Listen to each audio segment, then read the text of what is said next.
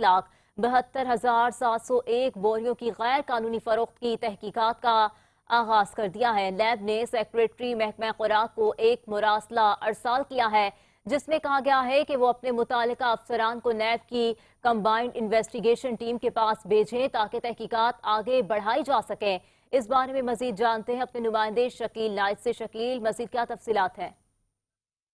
जी, नेब ने एक मुरासला सेक्रेटरी महकमा खुराक को अरसाल किया, जिसमें कहा गया है कि एक फूड इंस्पेक्टर मस्त अली, उन्होंने 1,72,701 बोरियां उन्होंने अपनी मर्जी से फरोख्त कर दिए। नेब ने लिखा है कि मस्त अली धरतो इसने ये किस कानून के तहत ये बोरियां बेची और कितना पैसा सरकारी जमा किया।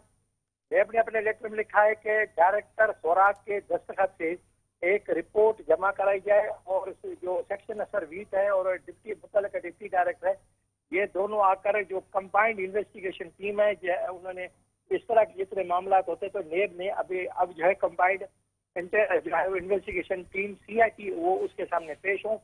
उनको कहा गया कि दे अगर ये मालूमात फराहम न की गई, रिकॉर्ड फराहम न किया गया तो ये खुद एक जुर्म होगा और नेब उस पर कार्रवाई कर सकता है। जी शकील नाइट, बहुत शुक्रिया आपका।